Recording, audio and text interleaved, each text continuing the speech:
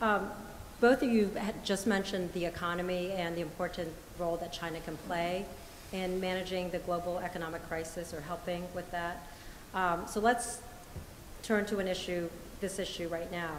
China has been financing our deficit for years. It has $1.9 trillion in foreign exchange reserves, and it has set up a $200 billion sovereign wealth fund to help invest those reserves.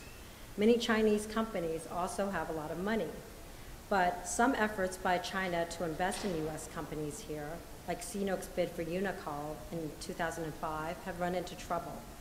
What would be your administration's position on investments by Chinese companies and China's sovereign wealth fund in American companies? And I'm happy for you also to address China's role in helping manage the financial crisis that's going on around the globe. The first answer goes to McCain-Palin. Well, thank you. This is a complex challenge. Clearly, China and the United States, given the size of the economies, both need to be a part of the solution. You know, there's an old joke about if you owe the bank money, you've got a problem. If you owe the bank a lot of money, the bank has the problem. And we owe China a lot of money, and through our deficit spending and the debt they've collected. That means that we've got an issue to manage with them, but it means that they're invested in us and they need us to succeed. The same goes for sovereign wealth. China may have discrete decision points about how they employ that. The U.S. economy is still the largest economy in the world, and if those investments are going to find their way to the United States, which I suspect a lot of them will, again, China will be in it with us. They need our success in that regard. Finally, on Chinese investments into the United States, I think Senator McCain would support a CFIUS process, that's the Committee on Foreign Investment in the United States, that takes account for some of the changing realities in the world, that welcomes Chinese investment if it makes the right kind of contributions to our economy. There are certainly many examples of this where Chinese-owned companies are employing Americans in factories that would have otherwise shut down. But we need to have a rational process that focuses very clearly on what kinds of investments could potentially impact our national security interests in an adverse way. So I think taking a very close look at this CFIUS process, rationalizing it for this new era, and understanding the complexities we're dealing with China right now. With respect to the same set of issues, Senator Obama is extremely receptive to foreign investment in general. Think, of course, we need to save more as a country too and invest that wisely, but certainly foreign investment is an important subsidiary thing. He's in favor of it. He does think there need to be some conditions, and certainly there's a whole set of national security considerations that we have a mechanism. Randy mentioned CFIUS, the Committee on Foreign Investment in the U.S., and certainly he favors that kind of process.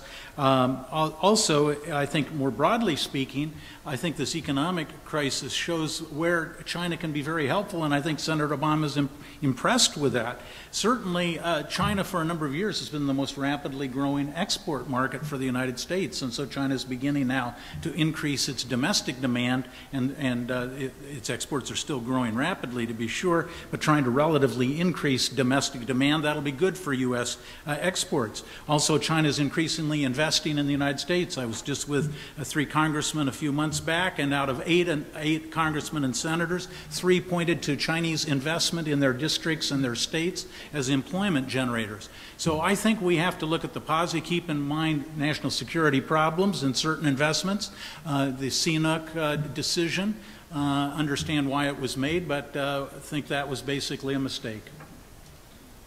Second round, let's start with McCain-Palin. Well, I think, you know, I appreciate the answer, and I didn't sense a lot of difference in our 2 answers. But again, there's a record that needs to be taken into consideration here. In addition to the positions on PNTR and World Trade Organization, on Senator Obama's website, he calls China a currency manipulator.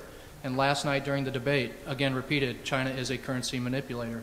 Now, the Chinese authorities have already indicated they will retaliate if they are officially designated. And for those who don't follow this issue as closely as the China geeks that we are, currency manipulator is a specific designation that requires specific actions on the part of the United States, and it opens up for U.S. companies a whole range of possibilities of bringing grievances forward. So Senator Obama and his team is expressing great value in this trade relationship, but it's not an outrageous statement to say we could enter into immediate trade frictions in an Obama administration if they were to pursue this course. Well, I think, with all due deference, I think Randy's about 20% behind on that particular issue. That is to say that about a year and a half ago, I think the position you're talking about, the currency manipulation, was the case. But China has revalued about 20% already the RMB vis-a-vis the dollar. So while he's concerned, and I carefully said that he could see more revaluation, and that's true. In fact, I see very little daylight at this point between the two campaigns.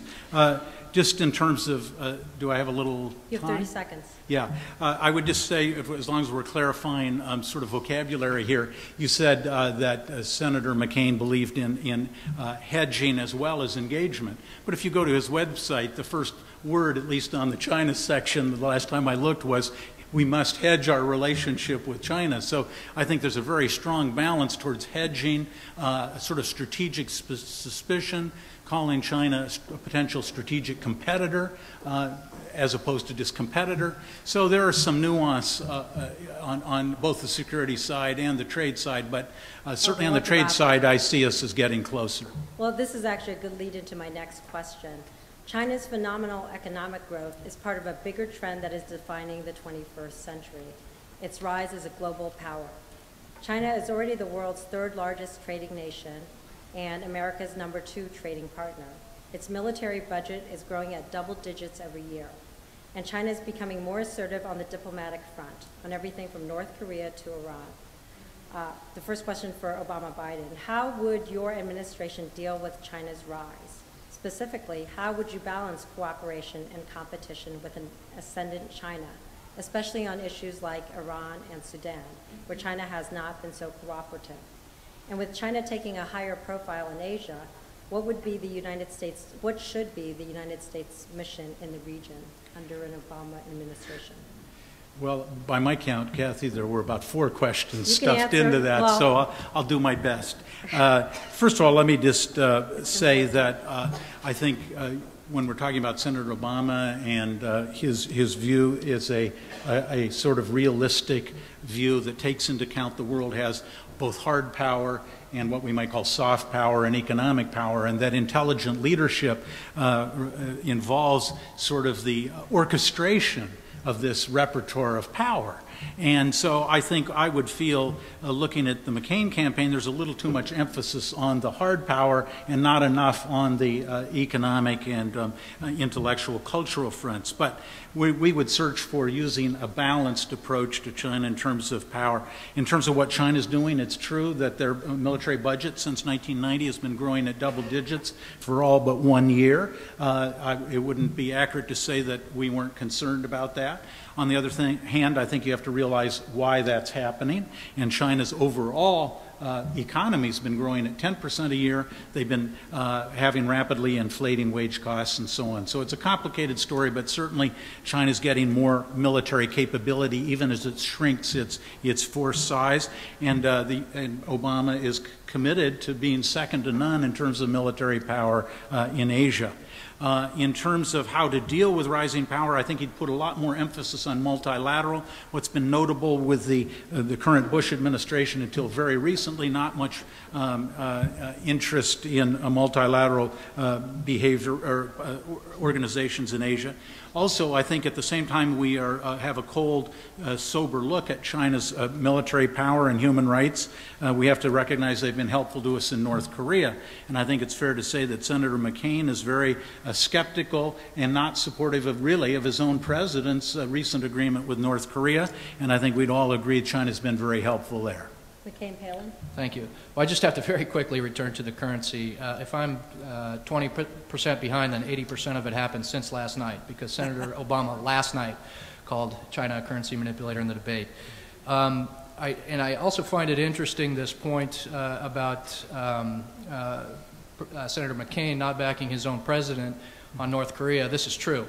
And I think Senator McCain made it clear last night he's not President Bush, and all the attempts to suggest that he is or this is a continuation of the Bush administration falls flat in face of the facts, one of which is this North Korea policy. Senator McCain was very disturbed that there was a very quick move to remove North Korea off the terrorist list before the Japanese abductees, in particular the Japanese abductees, were dealt with in a satisfactory manner.